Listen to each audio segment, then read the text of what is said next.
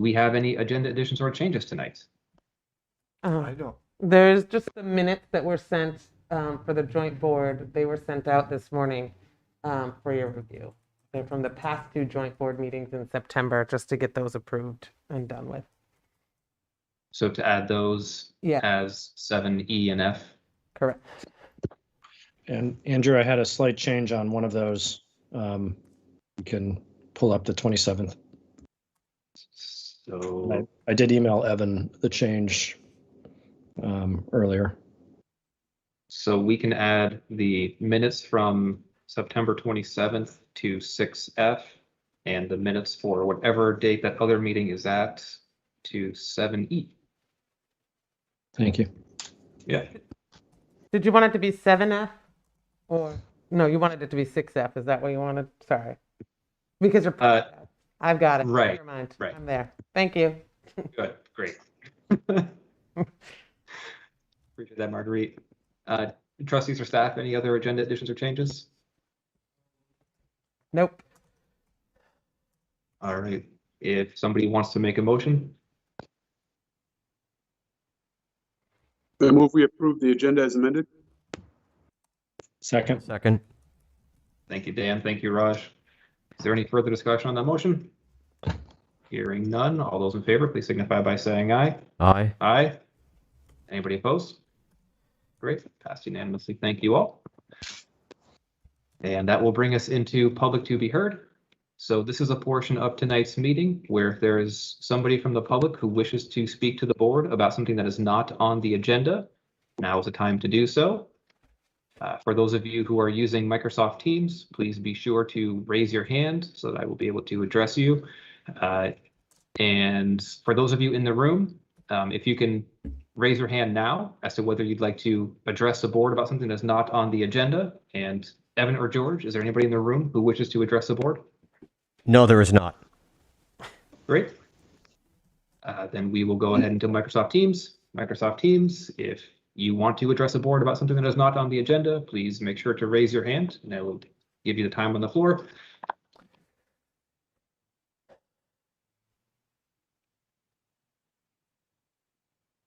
And I am not seeing any hands going up. So we will go off of public to be heard. And into agenda item 5A, public hearing on the charter for the city of Essex Junction.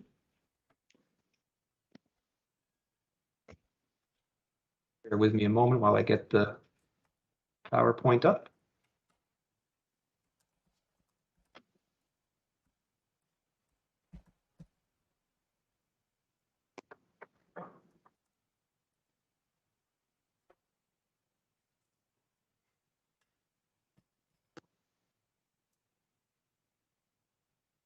There we go. Can one of the trustees please let me know if you see me going back and forth between the first 2 slides? Yes, you're going back and forth between the first 2 slides. Great, just so we don't have to deal with me talking about a slide that none of you can see. So this is a public hearing for the Village of Essex Junction's charter for the city of Essex Junction. In terms of what is it that we are voting on, the main question is whether or not to adopt a new municipal charter that would transform the village into an independent city and no longer be a part of the town of Essex. The ballot question, as you will see on the bottom of the screen, is what that means. And in a nutshell, what this basically does is this is a legal process for the village to become a city and would grant us as the city the same amount of powers and capabilities that any other municipality in the state of Vermont has. That is the basis of what a charter is. It does not do anything more than that, nor does it do anything less than that. So in a nutshell, if you vote yes, you are saying that yes, the Village of Essex Junction should become the City of Essex Junction. And if you say no, then you are saying no, that should not happen.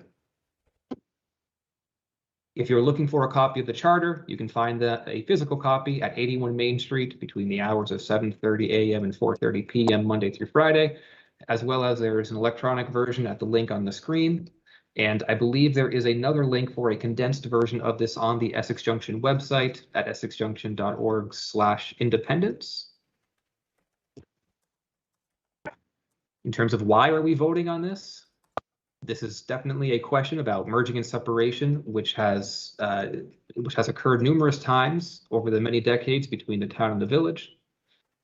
Currently, or this past year at least, with March and April, nearly 80% of the village voters had voted in favor of merging with the town, and both times nearly 70% of the town outside of the village had voted against merging. During the April vote that happened in the village, over 75% of village voters had said yes to a non-binding article asking the trustees to pursue independence by November if the merger vote failed. Since the merger vote did fail, the trustees are now presenting an independent City of Essex Junction charter to village voters. So what would be staying the same? Basically, Essex Junction will continue to maintain its identity. We will continue to be the same community that Essex Junction has been. We will continue to have the same high quality services that we have all enjoyed for the years that we've been here. There will still be a 5-member governing board, just as we have now, where all of the members will be elected at large in 3-year terms, just like what we have now. There will be a president and vice president of the board, which will be elected by the board, which is exactly the same situation we have now. There will not be a mayor. And the trustees, at the time when the charter takes effect, will then become the city councilors. An annual budget will be presented to voters and voted on by Australian ballot, which is what we are doing now. And we will, again, maintain that quality of life that we appreciate. In terms of differences, we will have full control of Essex Junction's future. Our tax dollars are going to stay within Essex Junction. We will also be an equal municipality, or be an equal municipality like other Chittenden County communities. And our planning board will shift from a planning commission and a zoning board to a development review board and a planning commission. So those are 2 different boards that we will have. Currently, we have a planning commission and a zoning board. In separation, we would have a development review board and a planning commission.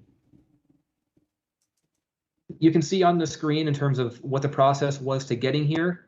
The main takeaway from this is really that this is not something that we have been doing in a knee-jerk reaction. This is not something that we did with very little time or with very little dedication to the effort. In terms of the trustees, we have dedicated the first 60 to 90 minutes of all of our meetings since April 27th on this effort. And so we have certainly spent a significant amount of time getting to where we are. In terms of today, this is the second and final public hearing on the charter. And the next date of significance is November 2nd, which is the date for voting on the charter for the City of Essex Junction, although absentee voting, mail-in voting is currently happening now. So if the vote passes, what would then happen is that in January, the Essex Junction legislatures would introduce a bill to the Vermont House of Representatives. During the months of January through May, the bill would be taken up and hopefully considered by the various committees within the House and Senate, as well as then it would be voted by the full House and the Senate and then need to be signed by the governor.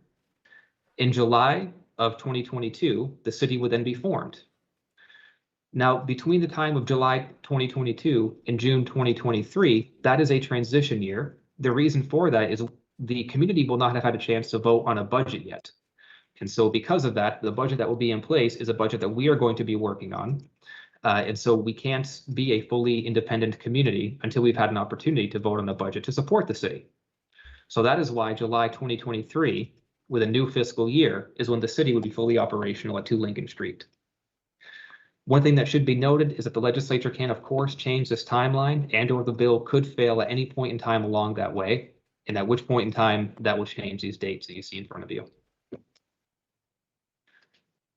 With the financial impact, there are a few slides coming up to help answer the question as what is this going to mean for my wallet?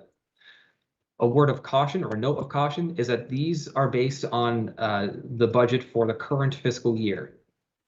Had the City of Essex Junction been fully formed and functioning at this current time, an actual budget would be developed by the city manager and approved of by the city council to then be presented to city voters at annual meeting.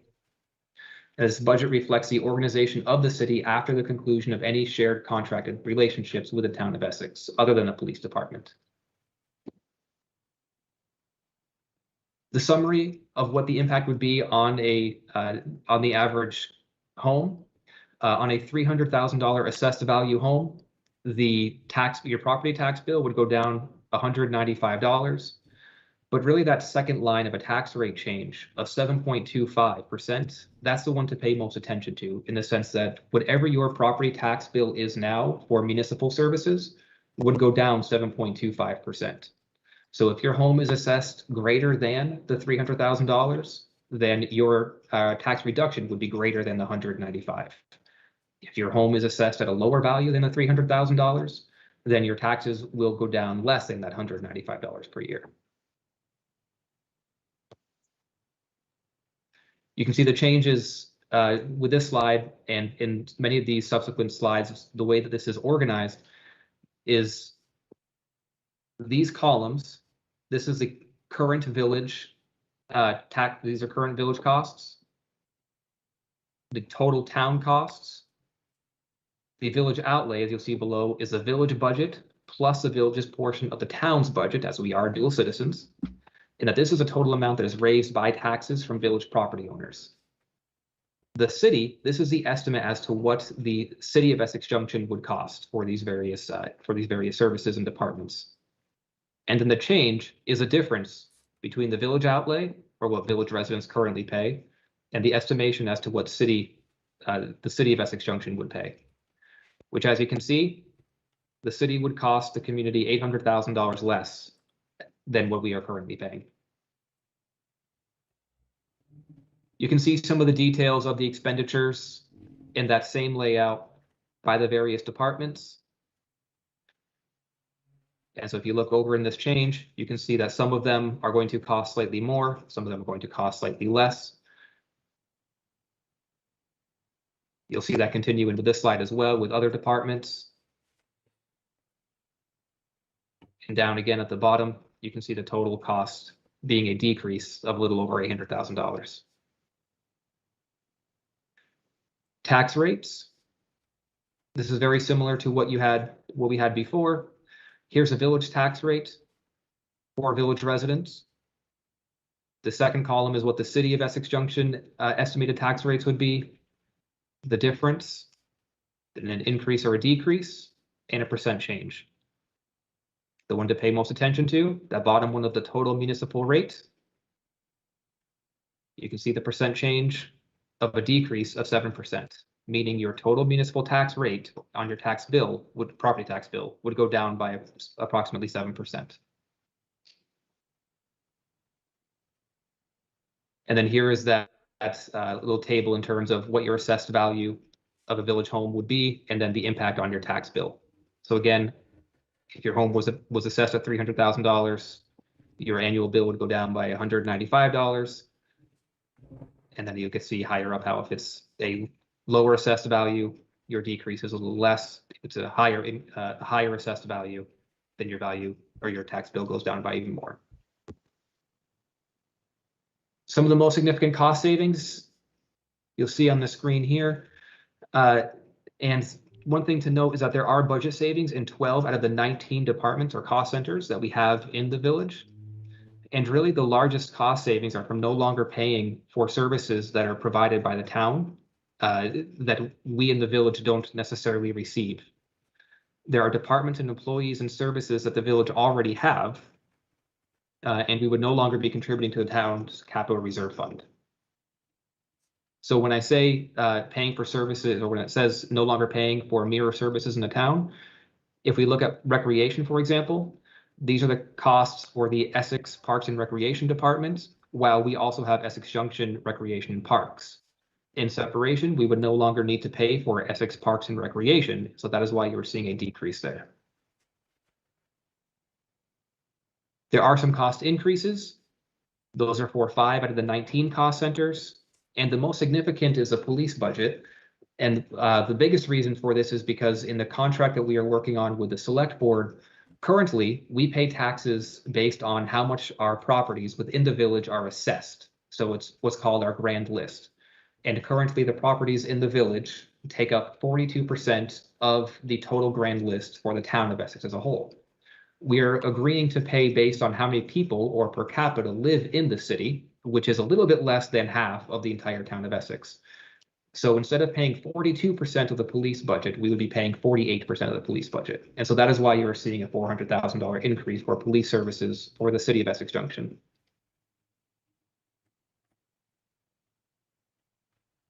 So as a summary, you will see that financially the village will be well positioned to become the city of Essex Junction, especially considering there would be a tax decrease. That residents can again continue to expect the same high level and quality of municipal services and pay less in taxes. And that the cost savings will be realized by no longer paying for mere departments in the town. If you want to take a look at the proposed or at the estimated budget, you can do so at essexjunction.org/city budget. And in terms of some frequently asked questions, I addressed a little bit about what is happening with the police department and that we would be contracting with the town of Essex for the service. And this would be for all police related services.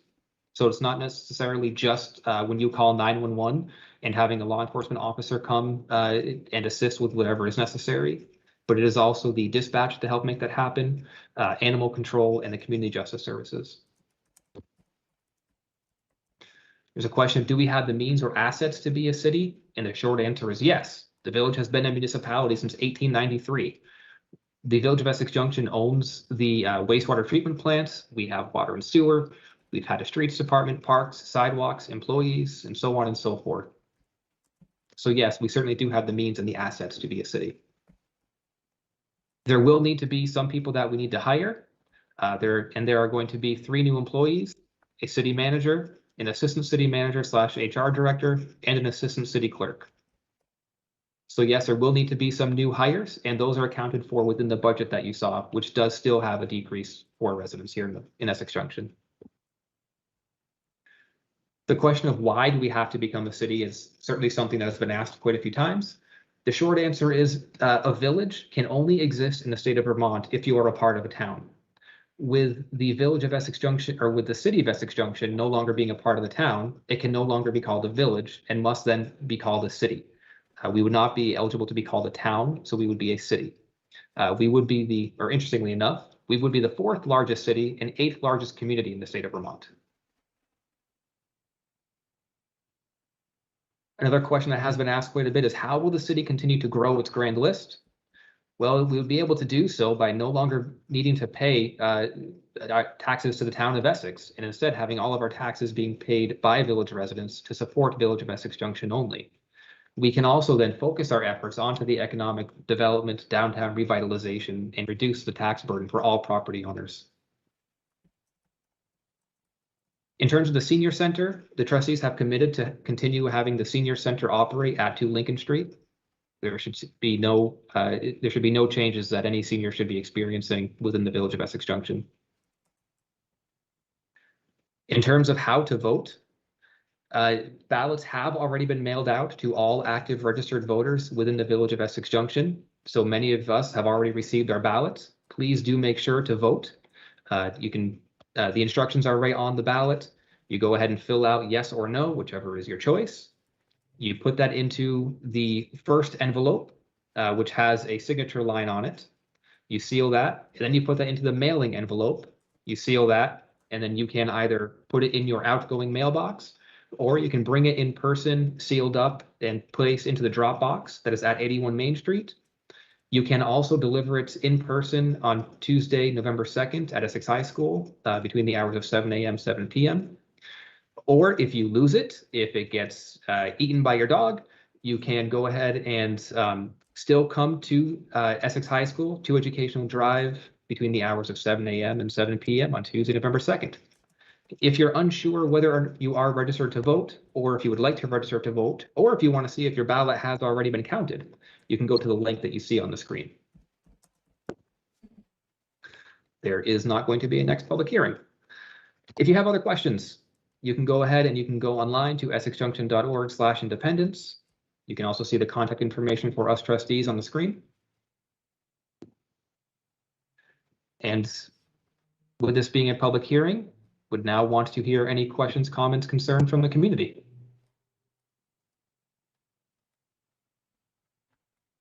So I will do this similar to public or to the first portion of the meeting of public to be heard. So for those in the room at 2 Lincoln, if you have a question, comment, concern about the charter or about this public hearing, please go ahead and raise your hand. And Evan or George, is anybody raising their hand? Yes, there is. Irene Renner. Okay.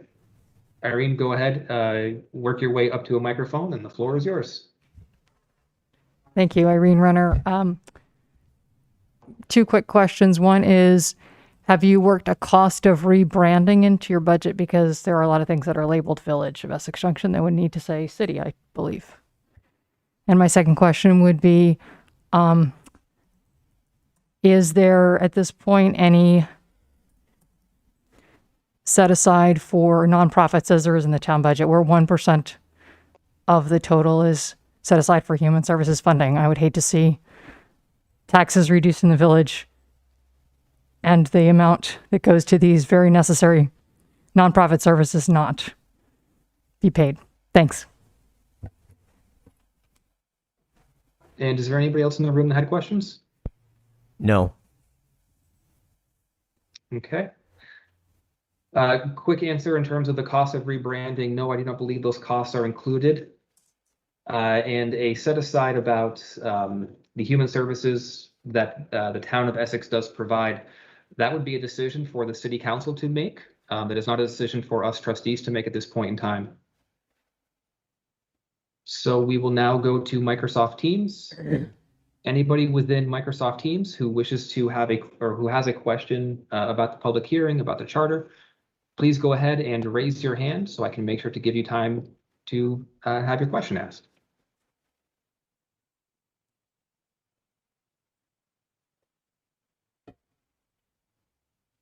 Annie Cooper, go ahead. The floor is yours. Hey, thanks, Andrew. I have a permanently hoarse voice during the pandemic, but I'm just grateful y'all are really doing such great work, and I really appreciate and value it. And thank you for being so clear in your presentation. And just thanks everyone very much. Thank you, Annie. Any other Microsoft Teams users? If so, please go ahead and raise your hand.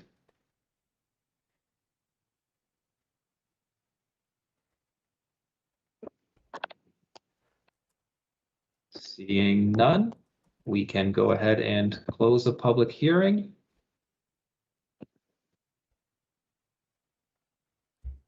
Back on the agenda, that would bring us to business item 5A, a work session on Essex Junction Independence Initiative.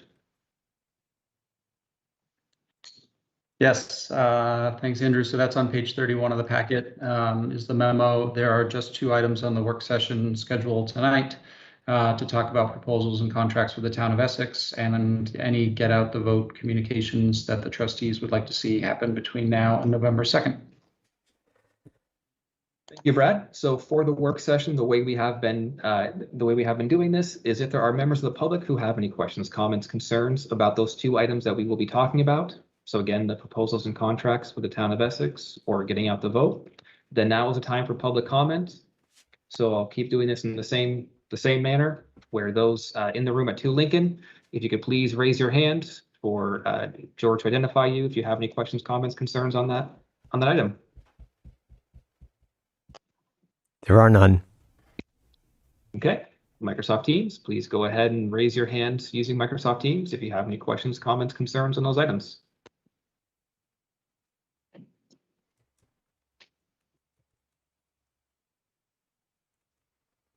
Okay, not seeing any.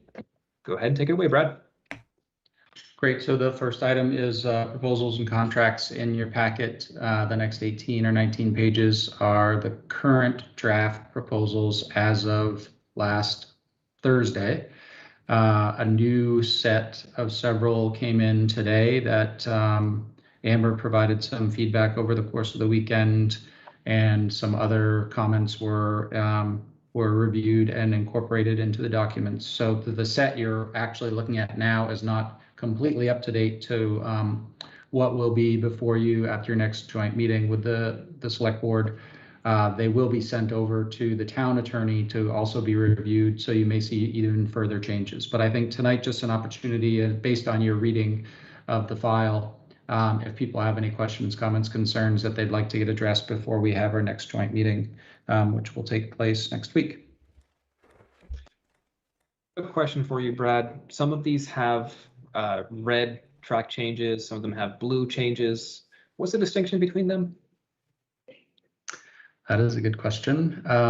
So the blue track changes, I just want to verify, the blue track changes, I believe, are from our attorney, and the red are from the town attorney. But I just want to make sure, I would need to go document by document just to confirm that that was consistently the way it was addressed. But basically, they're changes made by attorneys that were either discussed at the meetings, joint meetings you already had, or discussed between either staff or board chairs in between meetings. Great. Thank you for that. Mm-hmm.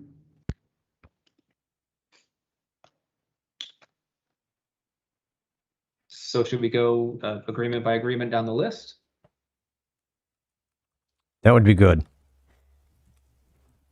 Great. Sounds good. The first one is the MOU, which is just the overarching document. Could someone share that on the screen just for those at home? Sorry. Yeah. I can do that. I have it up. Okay, either way.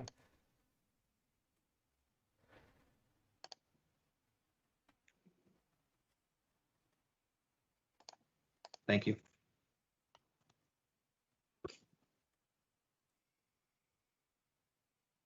I'm just going to scroll through. If anybody has questions on any sections, I think throw them out.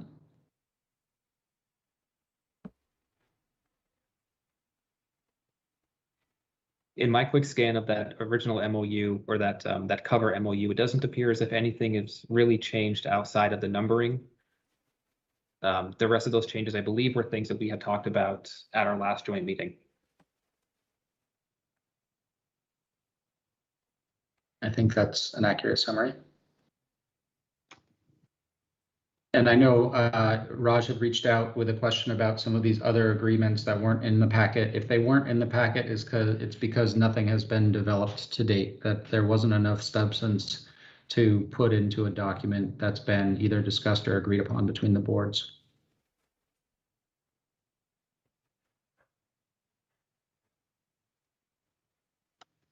So hearing nothing, we'll move on to police services.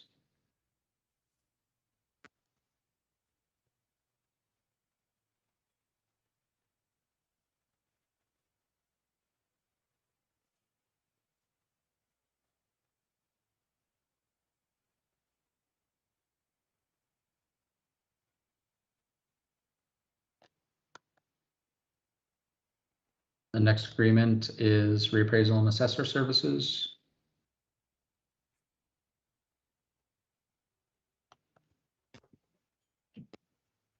The next is right of first refusal.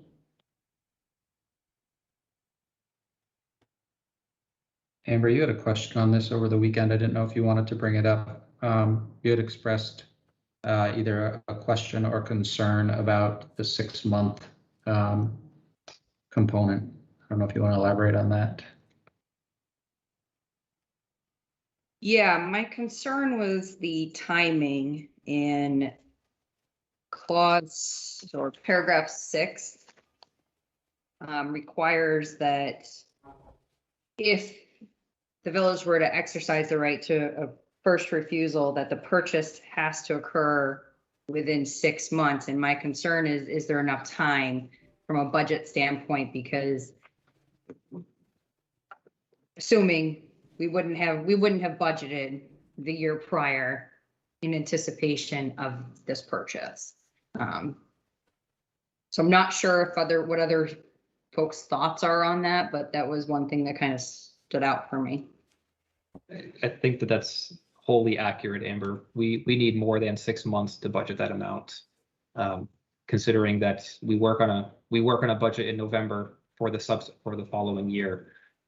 I think a 2-year time period to allow for a community conversation and a vote is realistic. I don't know what others think about that. I mean, I share, I share Amber's and your concern about that. And I was thinking, the 2 years is fine. I was thinking, 6 months prior to budgeting season. So that would be, maybe like a January or March, something that gave time to do what you said, which would be have a community conversation and budget for it. Since we do tend to begin the budget conversations in September, October, then so I'm open to any of those things. But yeah, I agree that we would not have time, and in the current scenario, may have to call a special vote, which would be prohibitively expensive, I would think. And so it's a good point to bring up.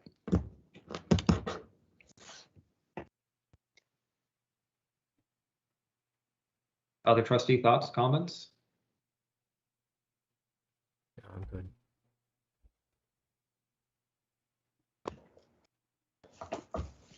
So 2 ideas have been floated out. I guess one more question. What would be the process for the select board to, well, it's not our concern, but what would be the process for the select board to put it up for sale? I mean, would they have to have a vote on that at town meeting day, for instance, or something? Or could they just decide on their own? I mean, if they were going to do that, presumably they would have already found a new site and had to bond for it and have a long conversation and planning. I mean, this wouldn't necessarily come as a surprise to us. I guess that's what I'm trying to figure out, because they don't currently have anywhere to go. So you would assume that they would only sell this after building another suitable facility. So I guess in that respect, we may be able to see this coming. Well, unless they can find a suitable place to move into that it's already built. Sure. Okay. Yeah. Good point. But I think I would agree. I think there has to be some public discussion that would give us a red flag of, hey, this is coming down the pipe. But I still think that even if you just assume that there's a 6 months of conversation that this is happening, it still wouldn't give us 6 months, still wouldn't give us enough time. Right.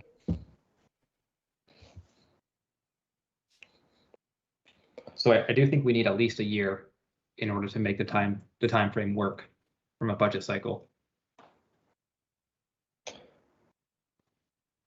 you think 1 year is good enough, trustees? I do think it's likely you would have to go to bond in order to accomplish such a purchase. I mean, otherwise you'd be taking from an existing project that you may have been saving up for and then go to bond instead for that stormwater project or something. So you might change hands, but either way, I think you would eventually need a bond approval. I don't think you'd have cash on hand. And it would probably need to be a year out from a date certain, which would be so because if the year falls in the middle of a budget year, that still doesn't give us that much time. Or am I thinking about this incorrectly? Forget I said anything. Let me think more. Sorry. Thinking out loud again. I think 2 years is reasonable. I mean, I think that's a good proposal. All right, trustees, 2 years is on the table. I just don't, I think that relative to everything else we're doing and everything that we're trying to achieve with these agreements, this is, it for me anyway, is so far down on my priority list. And the idea that the town would be seeking to move out of 81 Main Street anytime soon, I think is very remote. So I just wouldn't want to see us get hung up over this. That's all. Mm-hmm. All right, George. Why don't we float 2 years and see how they respond? Sounds good. Great. The next one is stormwater.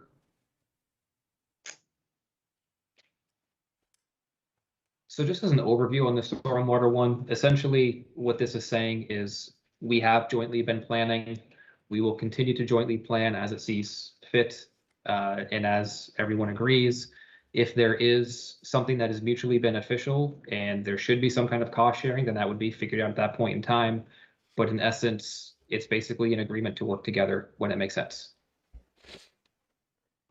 Yes, and this language, Andrew, thanks, because this is a total revise from where it's been.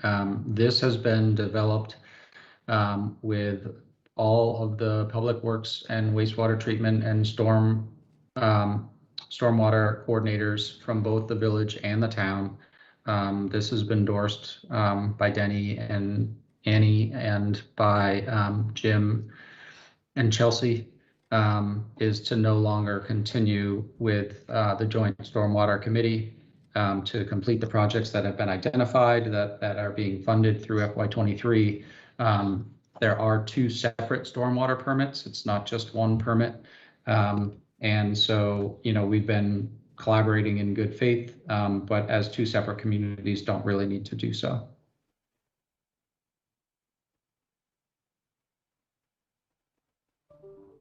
Thank you for that overview, Brad.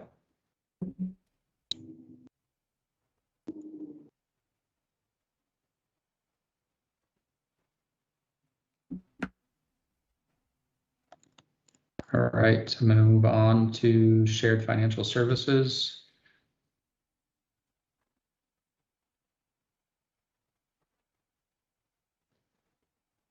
Amber, you had some questions on this one, right? I did have a couple of questions.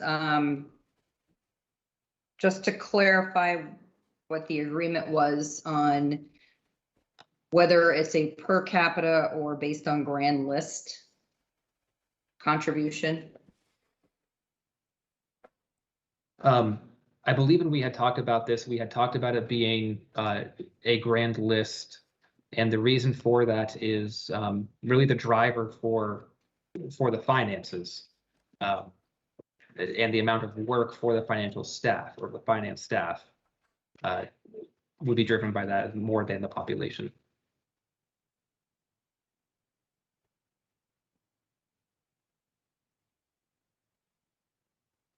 Okay. And the other questions I'm going to reserve as I would like to go into executive session at the end of this work session to discuss. Andrew? Go ahead, Dan. One comment on, it deals with the previous topic with the first right of refusal for 81 Main Street if the town were to want to leave that location. Speaking to what we were just talking about, the grand list. Nothing against 81 Main Street, but I'm not so sure I really want to buy or take possession of that property, buy the property, take it off the grand list. Becomes property to the city of Essex Junction. There's no longer a taxation on that property.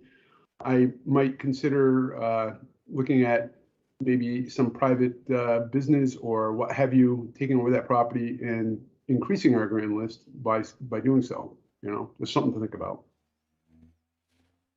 Thanks, Dan. I think as George is kind of saying as well, should that ever happen, I don't see this as anything happening in the short term, but in the much longer term. And frankly, I don't know how many of us 5 are going to be are still going to be on a city board at that point in time. Trustees, with Amber's question or with Amber's concerns about having some of the conversation in executive session, would you all be okay having an executive session at the very end of this work session so we can talk about that, or would you prefer that we have this in open session?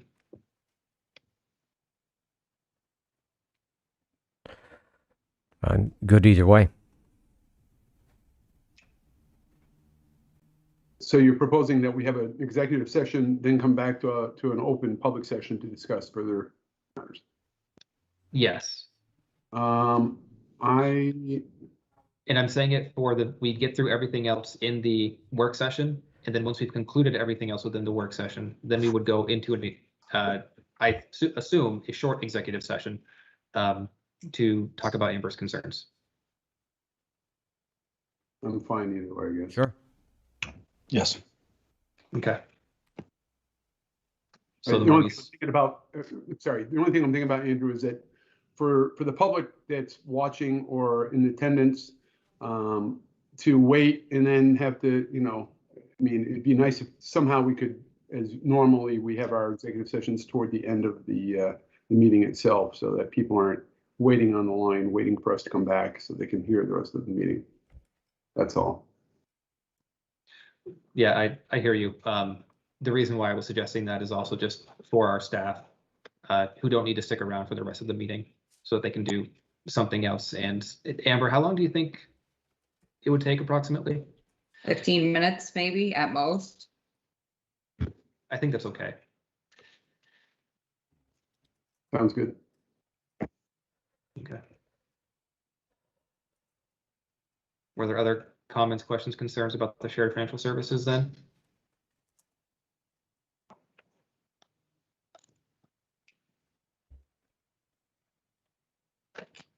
Next up is the IT agreement. And Brad, this one hadn't been seen yet by the board before now. Do you just want a quick high level summary of this? Yeah, I think this is just a recognition of what needs to take place in order to transition the village from utilizing town IT to a contracted service.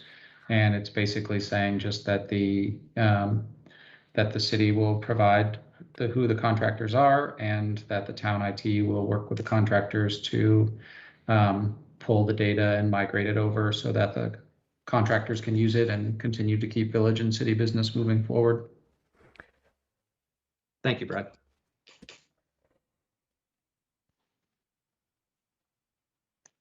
The one proposed change that I had to that agreement was just to add some termination language upon completion of the migration. And that was updated, Amber, that language was included. Yeah. Just not in the one in the packet. Right.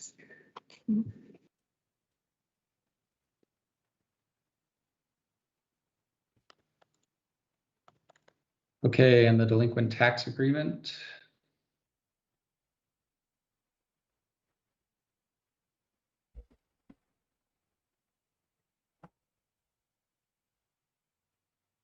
On this one of the things that's that select person or select board chair Andy Watts had asked me a couple of times is whether we would be okay with, in this agreement, the town of Essex would have the debt for outstanding tax or for tax delinquencies. And so in a separate community situation, there could be a scenario where City of Essex Junction residents may get tax collection from the town of Essex, and whether we would be okay with that.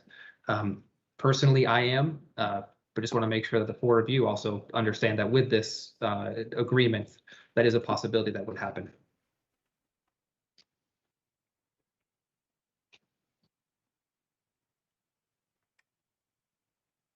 Sounds like we're good. And that's it.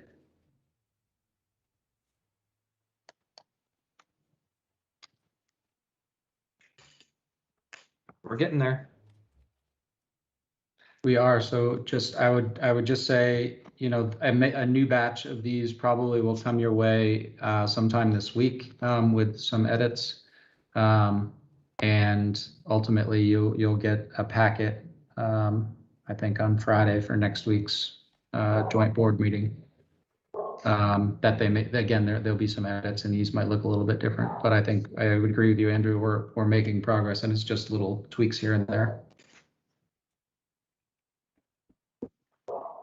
Thank you, Brad. Sure. The next item on the work session is get out the vote communications. This came up at a trustees meeting or through an email a while back. Just in terms of the trustees having a conversation, if there's anything else you want to do to help inform the community that a vote is taking place, and to encourage people to vote by November 2nd. Go ahead, Amber. So one question, and then I'll answer that question, but where are we at with the mailer? The previous mailer, I've had a couple folks asking about that. It is in the works as fast as possible. I don't have an exact day that it will be arriving, but everything has been expedited for overnight and to change 2-day to 1 day. And so I will continue to keep you all posted as soon as I have an actual date. But I would say it's going to be sometime in the next week. At the latest would be 1 week. So I mean, my own personal opinion, I don't think we need any more mailers per se. I mean, that one's gonna hit probably, within 2 weeks of the vote, or November 2nd. I think the discussion that occurred was regarding a banner and whether we wanted to place any type of banner or something at 5 corners, which was, visible to folks to remind them to vote. I think that was what I wanted to throw out there as to whether we wanted to do that or not. I would say, yeah, as long as we have an informative banner that can say, here is when the voting is, here's what you're voting on. It makes sense to me. The more we can inform our community that there is a vote happening, the better off we'll be. And are you talking about, Amber and Andrew, just right out in front of 2 Lincoln, or are you talking about over the dam, or? We also wanted a skywriter, maybe. I can tell you Yeah, the balloons, all that stuff. is not going to be ready. I was personally thinking in front of 2 Lincoln. I think the dam, probably not. Yeah, I think Too the late. banner over the dam might be a little too much. We don't do that. We don't do that for normal elections anyway for the dam. So I think it's to Lincoln like we normally do. And like in the town vote, they have it in front of 81 Main. So Yeah, maybe something in front of 81 Main and something in front of at 5 corners. Like a sandwich board outside saying, vote. Something in front of 81 Main might be a little provocative. I think 2 Lincoln. Well, that is where we are collecting them and where our city clerk That is true. That is true. happens to reside. So I don't see a real issue with having at least a sandwich board out there asking people to remember to vote. Okay. We certainly do it with our village water bills. I think No, maybe I'm wrong on that. banner That's probably 2 Lincoln. for voting. It may not say November 2nd, but I think we do. Okay. We could check. If not, Evan, I don't know about others, but I can't hear anything you're saying. you guys can't hear me? No, we can. I think we have a vote banner that goes in front. Can you guys hear me? Yes. I think we have a vote banner in the vault for 2 Lincoln. I don't know if it has a date, but we'll have to look at it. If not, I think the lead time is less than 2 weeks.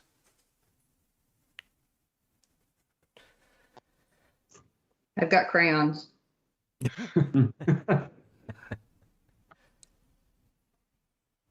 Got any spray paint? Yeah. Oh, I can do that too. So I will check tomorrow morning. But if that's what you guys want, we will try to get a banner here at 2 Lincoln and or something for 5 corners. Sounds good. Thought it was 81 Main. Yeah. 81. So you said Yeah. 2 Lincoln 80. Main. Okay. 2 Lincoln and 81 Main. Okay.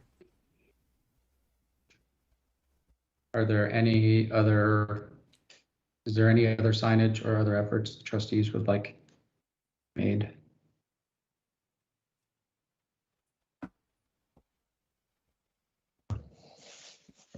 I would like to share my appreciation for our village, our voice as volunteers who have been canvassing and ensuring that the community does know that the vote is coming up with very informative materials.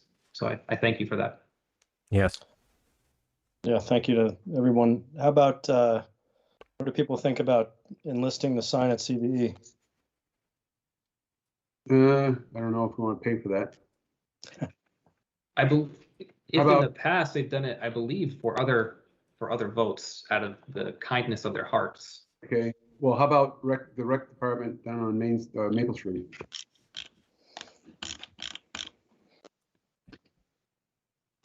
Yeah, I mean, wherever we can. we're happy to put signs up if you want them made. We could either make another banner. You can do lawn signs.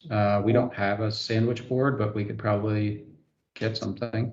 It's a heavily traveled route, and the elementary school, I mean, you got ADL right there, so a lot of people are going by there frequently, so it's a great spot.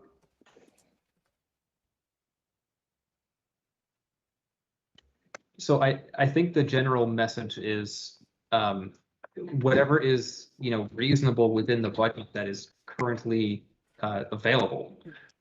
We want to make sure that the community knows about it. And I think it's safe to say would trust staff discretion about what is within the budget to help spread the message.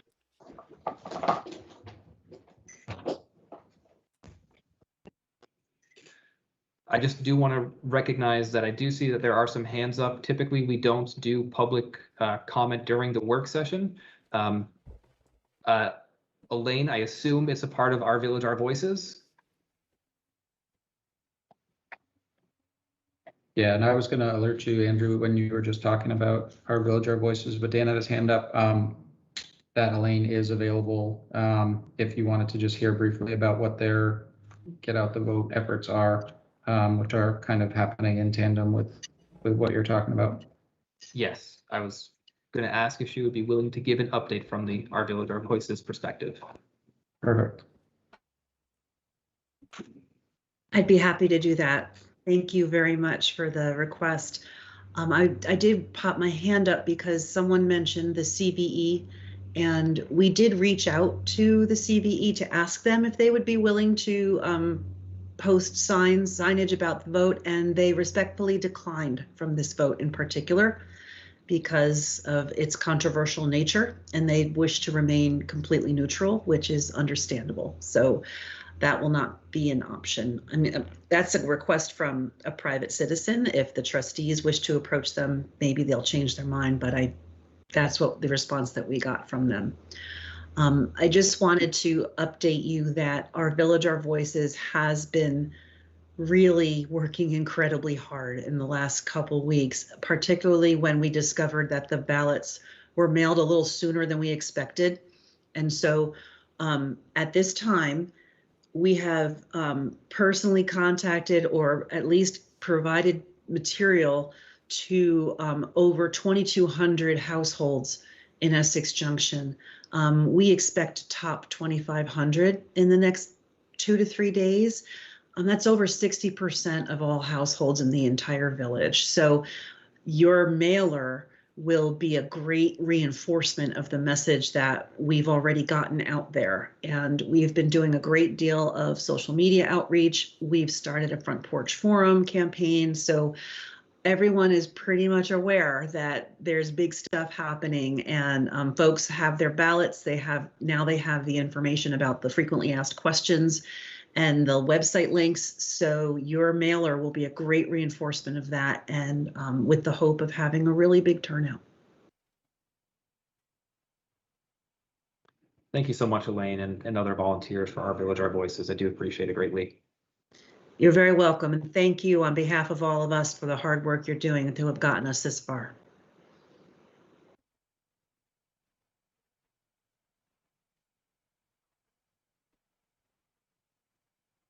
So, trustees, anything else on this? It sounds like there is already a lot going on.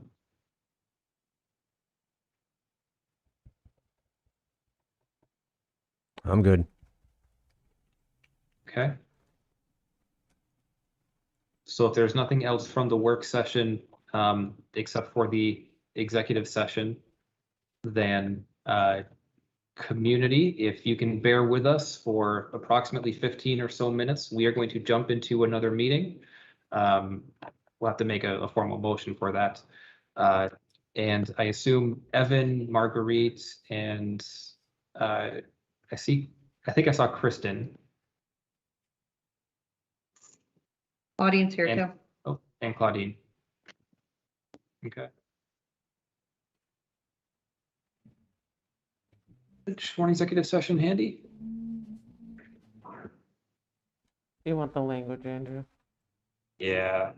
Yeah, one second. Brad, you, I think I've got it. okay. So I move that the trustees make the specific finding that premature general public knowledge of the village's position concerning the proposed contract discussion would place the village at a substantial disadvantage. Second. Thank you, Amber. Thank you, Raj. Any further discussion on that motion? Hearing none. All those in favor, please signify by saying aye. Aye. Opposed? Okay. And I move that the trustees enter into executive session to discuss potential contracts pursuant to 1 VSA section 313A1A to include the trustees, the village attorneys, the unified manager. Who else am I forgetting? Assistant manager. Assistant manager. Anybody else? Oh, Brad. And Brad Luck.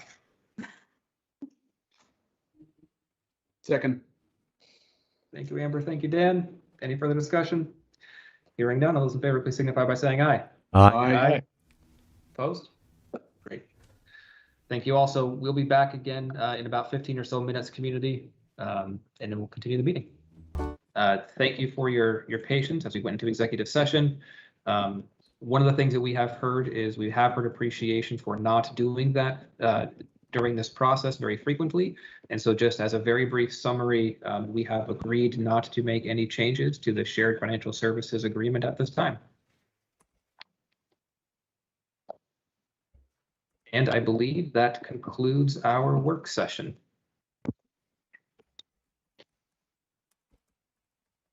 Now bring us to business item 6B, consider charter revisions for the city of Essex Junction. Yeah, so this is your last and final opportunity to make any changes to the charter as trustees. Technically tomorrow is the last day, but this is the last time you're meeting. So I think I'll just start by sharing my screen. There's one suggested change that came from the attorneys based on a conversation with Amber. Are you seeing the charter in section 107? Yep. Yes, we are. Great. So you can see the language that's there's some language that's been struck out. And so removing the words during the transition period, changing the lowercase t to a capital T, and removing the word hire and replacing it with the word employ. And Amber, I don't know if you want to provide a quick comment on why you suggested this. But that's the only current recommended change, at least from legal and staff. No comment, Fred. Okay. I think the summary was that it was that the village or city may hire a manager prior to the transition period. And so this just more accurately reflects that they may be employing a manager and not simply hiring.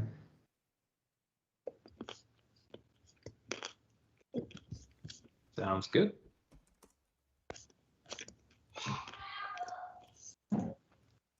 Are there any other suggested edits from any of the trustees?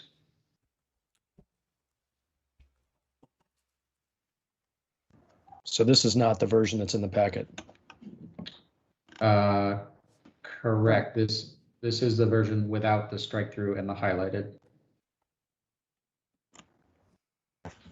No other for me.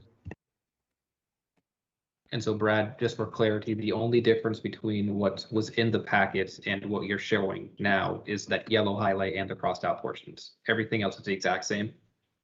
Correct. Great. Just wanted to make sure for transparency's sake. But there are no further revisions. It would just be recommended that we have this motion, and I can pull up the language so somebody can specify what's changing. Amber, since you've asked for the change, do you have that? Are you ready to make that motion? Yeah, Brad, can you put back up the highlight? I've got the motion in front of me. So I move that the trustees make the following revision to the charter for the city of Essex Junction that was approved on September 14th. which is amending section 107 to remove during the, in the first sentence, during the transition period, to and the word hire. Thus, the first sentence would read, the city council shall employ a city manager. Thank you, Amber. Is there a second? I'll second. Thank you, George. Trustees, is there any further discussion on that motion? Hearing none. All those in favor, please signify by saying aye. Aye. Aye. Aye. Opposed? That passes unanimously. And trustees, after almost 6 months of work, the charter's done. Good job. Take a moment, give yourselves a pat on the back. Thank our staff, thank our community. Couldn't have gotten to this point without everybody involved, so thank you all. Maybe this could be a side business for us. We could, charters are us, something like that. I like that. So Well many things. All right, well, thank you for that, Brad. And with that, I believe we are now on to 6C, the Chittenden County Regional Planning Commission Annual Report. And Mr. Charlie Baker. Hey, good evening, all. Congratulations on that. I know a lot of work went into that. So this is my annual check-in with the trustees, really a customer service call, wanting to make sure that we're providing the services that you expect of us as your regional planning commission. I think you got our report in your packet, and I know you had a few other things in there, so that may have caused you to spend more time and attention. So I'll review the report real quickly and kind of pause after each section and ask for any feedback. The first section is really just background, that we're a political subdivision, who our board is made up of, and that we leverage municipal dues to bring in state and federal funds. At the bottom are your representatives. I want to thank Dan and Andrew and Robin and Chelsea for being very active participants in our process. And I'm still on the first page. There with Charlie, can I actually hold you up right there for a moment? Yeah. At a previous meeting, we had actually appointed Elaine Haney as our alternate instead of me. Yeah, so she's the alternate in this fiscal year. So this is looking backwards, I think, when you were the alternate. So thank you. And yes, we know Elaine has been actively participating as your alternate in the months since then. So thank you for that. And thank you. Yes, and thank you for that mindset as to going to the previous year. I'm with you now. We are still working on our ability to communicate because it's often a point of confusion. On the second section, on the next page, are specific things that we did with the village last year. Started work on the revisions of the land development code, stormwater work, emergency management work, brownfields, and happy to take any feedback, positive or negative, on any of those specific projects. Do you have any? My feedback is all positive, and I appreciate your work and your expertise on all of these things. Yeah, thank you, George. Appreciate that. All right. You guys are in a positive mood tonight. Excellent. Move on. The next section is on the next page there. I don't know who's scrolling, but shows you got a couple projects in our transportation improvement program, which mirrors V-Trans's capital program, the gravel wetlands and the Crescent Connector.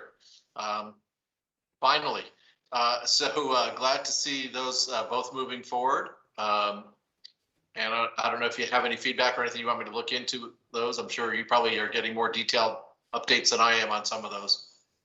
Cannot appreciate enough all of the assistance, especially with the Crescent Connector.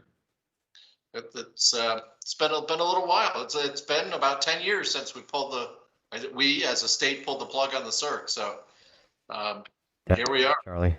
Yep. Right. And In the next section, you have one project in our current work program, which is the phase 2 of the stormwater pipe inspections. So that's going along. And then the last section is a variety of regional activities that we undertake without regard to any specific municipality.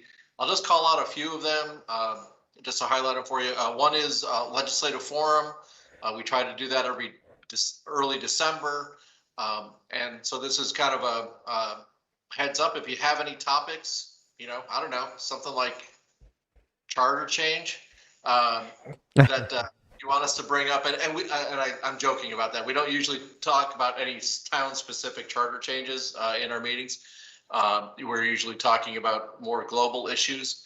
But if you have other things that are on your mind that we should bring up with the legislature in this session, please let us know.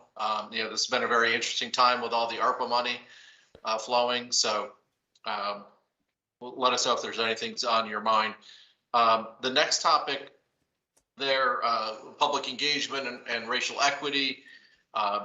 We have brought on Creative Discourse, the Creative Discourse group. I think maybe they've done some work either in the town or village there.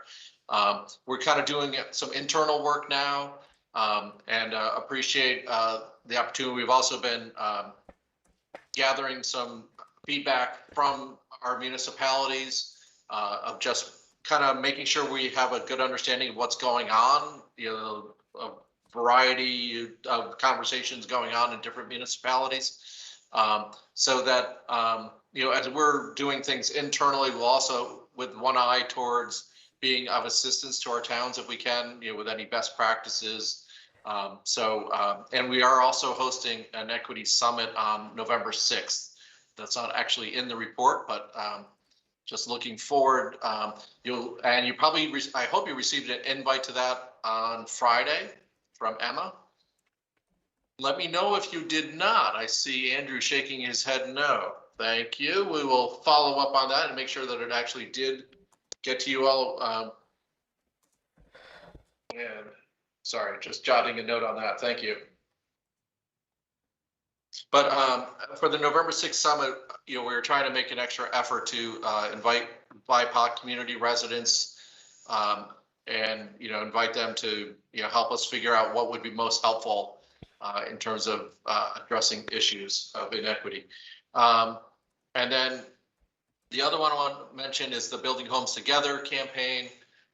You may have seen a little bit of press. We ended the 5 years of the first campaign. And we are kind of having discussions right now and open for input on anything that we ought to focus on in the next 5-year program or initiative.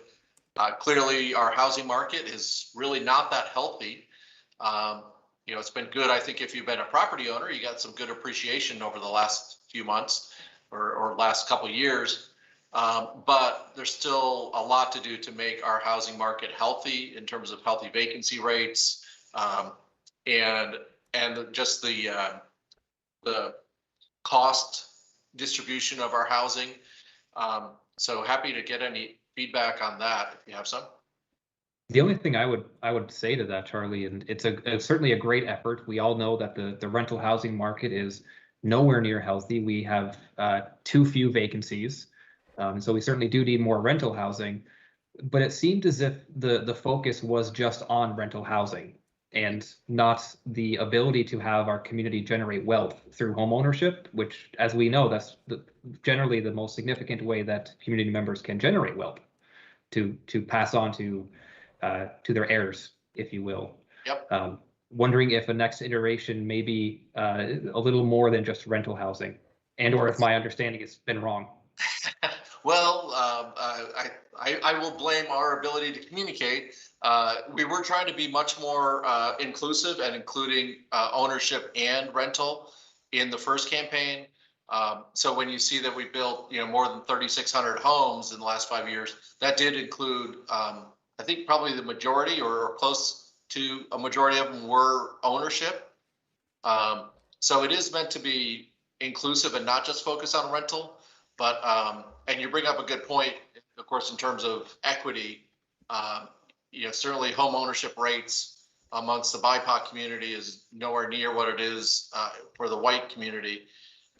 And so that is a significant part of the equity work, I think, moving forward too, just to knit a couple of these things together.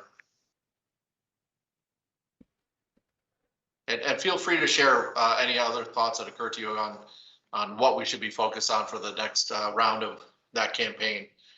And I don't know, there's a lot of other things, energy planning. We did just hire an energy project manager with some of the funding that the state legislature provided to us for this fiscal year. So it's not mentioned in this update here because this is of course looking backwards, but going forward, if you have energy projects that you're trying to move forward and don't really have staff capacity for, we, thanks to the state legislature, do have some staff capacity to help move projects forward.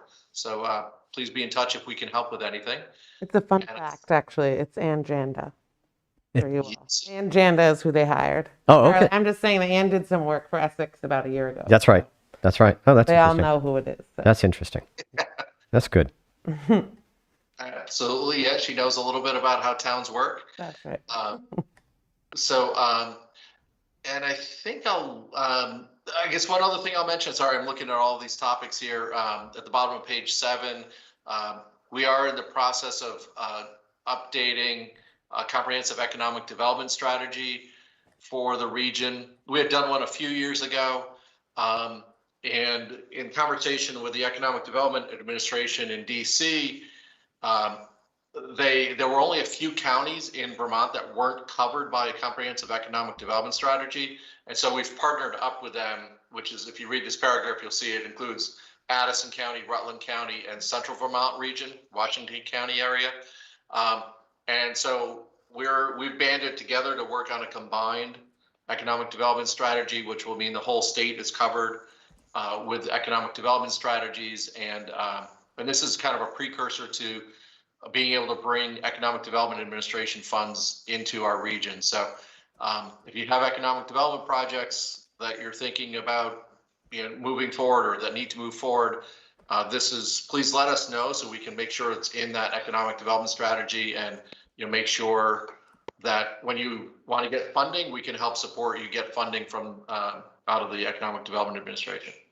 And at that, I think I'll leave it and open up to any questions or feedback on any of those or other items. Nope, I'm good. Thank you as always, Charlie. I mean, the CCRPC is a fantastic partner. We appreciate all that you do for the village with our staff. Have no points of criticism whatsoever. And frankly, I also appreciate, I believe I saw an email forwarded to us from Evan just either today or yesterday about some ARPA uses of funds and some ARPA updates. So I really appreciate you ensuring that we know all that we need to know and keeping us in the loop. So thank you. Yeah, we are trying, and I think somebody said it takes a village somewhere, but and we really appreciate working with all of you, and your staff have been great to work with too. So we really appreciate it. Trustees, any comments, questions, concerns for Charlie? No, I'm good. Thank you. And/or staff? Sorry, I don't mean to leave you out. Well, Charlie, thank you for sticking around and appreciate you being here as always. Yeah, thank you guys. Have a good night. Thank you. You too. Thanks. Thanks. Thanks, Charlie. And that will bring us into our next agenda item to consider the approval of the winter operations plan. Is Dennis still with us?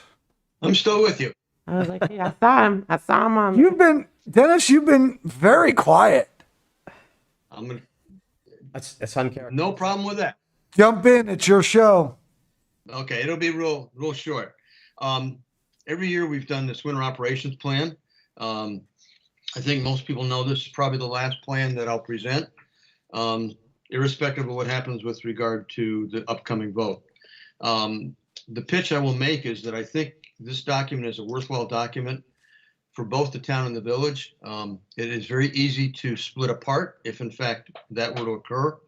The first section is very general and it's something that's, I think, really important as far as just general operation and training for the employees as well as general public knowledge. The town has its own section, the village has its own section. So those can be fairly easily preserved with just a little bit of work in the future. It does provide the public with an idea of what we're doing, why we're doing it. It also links the trustees and the select board to the crew. We follow as close as we can what the plan is. If we have complaints, it's a lot easier to go to the plan and say, this is the plan that's been approved by our elected officials, and we're working within the context of the plan. It takes a lot of the misinformation out of it. We can direct people to the appropriate section, and we're off and running. There aren't many changes in this year's plan. There's a few in the town, but very, very few in the village. There is one that is not in the copy that was provided to you, and I would ask that if you consider approval of the document, that you add this to that approval. One of the select board members noticed that there was an error in the document. In a number of places, we talk about the cost of replacing mailboxes, and if we were to hit one and the homeowner said, well, I'll replace it myself, I just want the money to replace it. In one place, it showed $45, in the other place, it showed $50. Based upon that phone call, I did some checks with our local big box dealers and found that in today's market, prices for lumber and prices for the mailbox have gone up. And at the low end of the price market, if we were to, and we do get a small discount at the municipal level, but if we bought the standard metal mailbox, the standard post that goes with it with the frame, we're up over $72 in terms of cost for the homeowner. And the select board approved the change so that we would reimburse homeowners if we were to hit it. We'll replace it on our own. We'll go out there and put one up. We'll get them and do that. If they have a special mailbox or they want to do it themselves, our recommendation is that it be changed to a reimbursement of $75 so that it's at cost for the homeowner if in fact that's the route they want to go. Doesn't include their services to put it up, but at least it would pay for all the materials. So that's about the only change that you don't see in the document.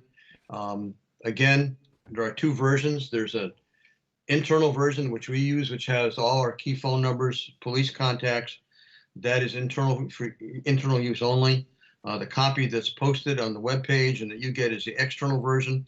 It's essentially the same document. In fact, it is the same document with all those contact numbers, radio call signs, and other items taken out. That's to protect our employees and to protect that communication network that we need to keep things running. Other than that, I can answer any questions. We're still we're still subject to COVID, so we kept the same scheme we had in last year for kind of the red, yellow, green notification. The intent would be that we hope to make it through the entire winter green.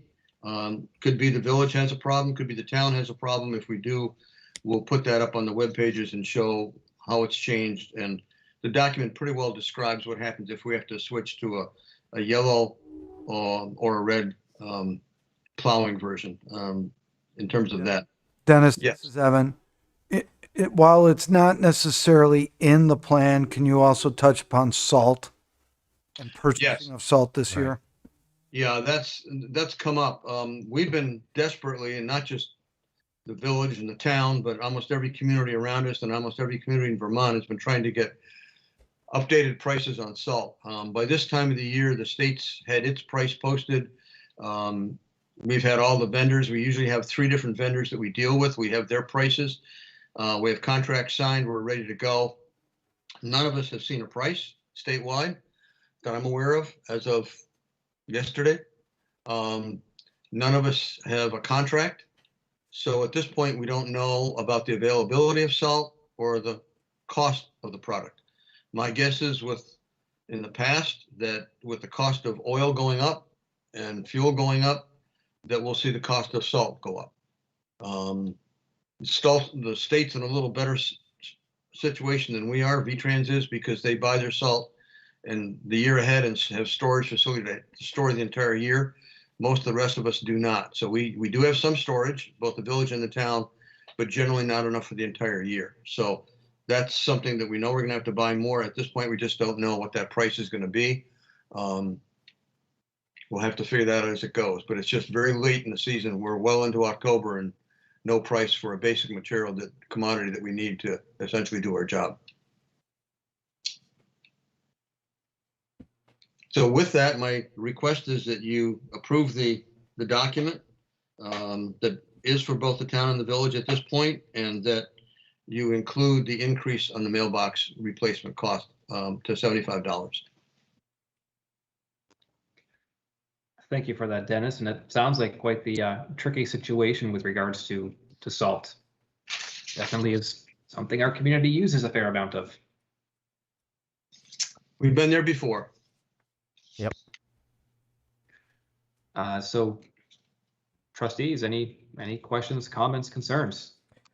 No, I just want to reiterate, thank you, Dennis, for the effort and the organizational and the effort that went into this. I appreciate it.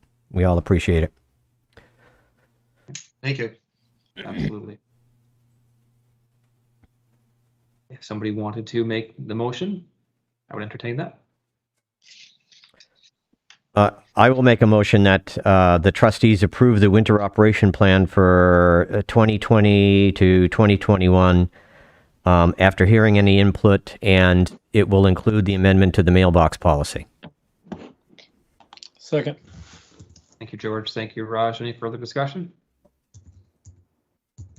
Hearing none. All those in favor, please signify by saying aye. Aye. Aye. Anybody opposed? All right. Thank you. All passed unanimously. Dennis, thank you again. Thank you very much. Good night, all. Good night. Good night. And so 6E will be an executive session. 6F, Raj, you had asked for the minutes of September 27th. If it's possible for someone to share those, that'd be appreciated. I did email Evan the change earlier so he could forward them on to whoever I don't know who's doing minutes tonight to make it easier. But on line 140, after the word document, to add or change as the tree farm relationship between the village and town will continue regardless of village separation. It's pretty minor, but the intent is different. And Rob, That's it. you know, I sent that on to Tammy because I wasn't aware who was going to be doing minutes tonight. So we have it. Sounds great. Thanks, Evan. Just trying to make it easier. And what line was that, Raj? Line 140 of the September 27th. Yeah. September 28th? 28th, maybe? 27th. Yeah. Is it 27? Because it's. Yes, this is correct. Yeah.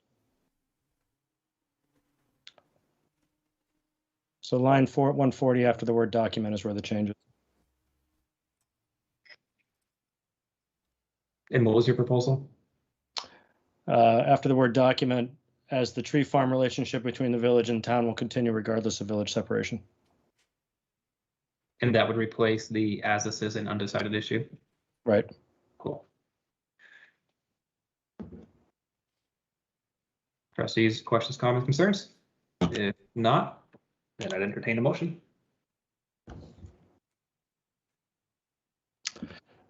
I'll move that we accept the minutes as amended. I'll second. Thank you, Raj. Thank you, George. Any further discussion? Hearing none of those in favor, please signify by saying aye. Aye. Aye. I'll abstain. All I right. wasn't there for the meeting. So since since it isn't a unanimous vote, I have to do a roll call since we're doing a hybrid meeting. So Andrew, I vote aye. Raj? Aye. Amber? Aye. George? Aye. Dan? Abstain. Great. Thank you all. And that will bring us into the consent agenda. Somebody wanted to make the motion to approve the consent agenda. I'll make a motion to approve the consent agenda. Second. Thank you, George, and we'll give that one to Amber. Any further discussion on that motion? Hearing none. All those in favor, please signify by saying aye. Aye. Aye. Aye. Opposed? All right, passed unanimously. And on to the reading file. Board member and staff comments.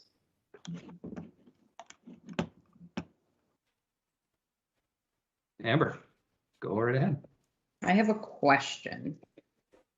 Back in September, we approved on the consent agenda for the new public nuisance ordinance. What is the effective date of that? Do we know? Was that approved? Was it effective as of approval? No, I can. It's, Uh, is it 60 days? Yeah, it's 60 days for an appeal, exactly. And we haven't heard anything yet, but it was, we did put it out. It had to be put out within 14 days, basically, of that approval. So we worked, and that has been published and posted. And so we're just in that waiting period to see if we hear anything where there needs to be an appeal, or somebody wants to appeal, et cetera. Okay. Haven't heard anything yet. Is there a plan, as a follow-up to that, is there a plan to communicate? I mean, a large portion of this conversation was driven by the garbage truck issue. Is there is there a plan to communicate that to the haulers that we had communicated with previously, at least? We mentioned that to Robin Pierce, that he should be reaching out to them. Okay. Yeah, that's a good point. Well, that's But- a good idea to follow up and let Yeah. them know on the 60-day part. So I'll make it. Yeah, that's just obviously just a comment as I was listening to the trucks dumping at 5 o'clock in the morning. So You're counting down the days, is that? I am counting the days, and I didn't bring up this issue. Yeah. We'll send a reminder for Robin, at least so he knows.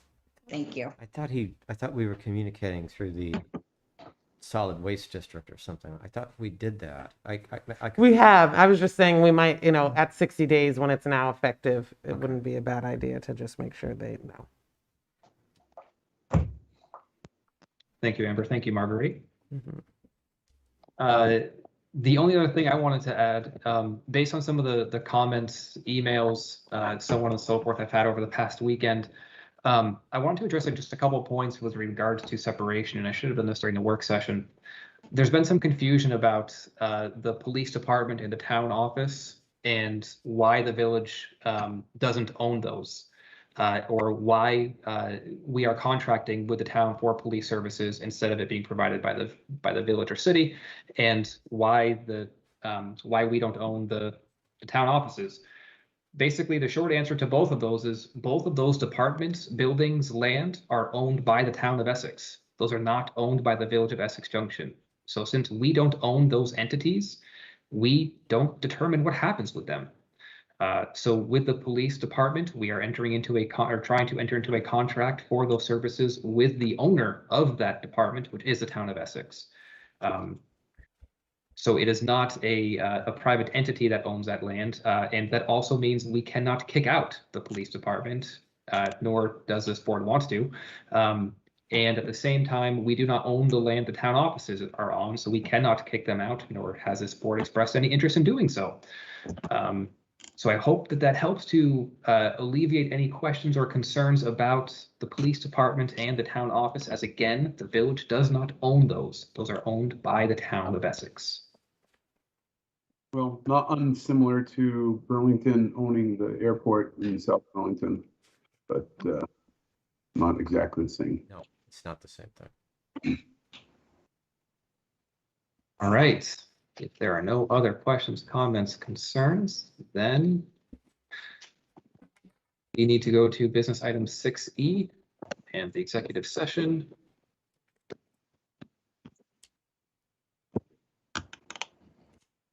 Sorry, Andrew, my computer just crashed. Or Oh, no worries. I'm the getting there. did. Got it queued up if you want.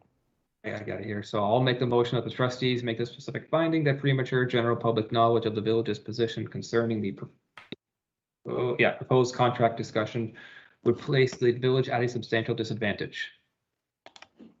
So can I get a second? Second. Thank you, Raj. Any further discussion? Hearing none, all those in favor, please signify by saying aye. Aye. Aye. Opposed? Great. The second motion, I move that the trustees enter into executive session to discuss potential contracts and the employment of public employees pursuant to 1 VSA, Section 313A1A, and Section 313A3 to include the trustees. Second. Thank you, Raj. Any further discussion on that motion? Hearing none, all those in favor, please signify by saying aye. Aye. Aye. Anybody opposed? Great. So thank you all for joining tonight. Appreciate all of your comments, questions, concerns, and we'll see you at our next meeting. Evan, Marguerite, enjoy your evening. So, Mr. Brown, you are not coming back into session, correct? So the meeting will be ending and even Town TV can go home. Everybody can go home, You enjoy. except for George. You guys all enjoy. I get to stay. Night, Evan and Marguerite. Thank you. Mhm. Good night, everybody. So trustees, let's say 8:35, take a few minute break.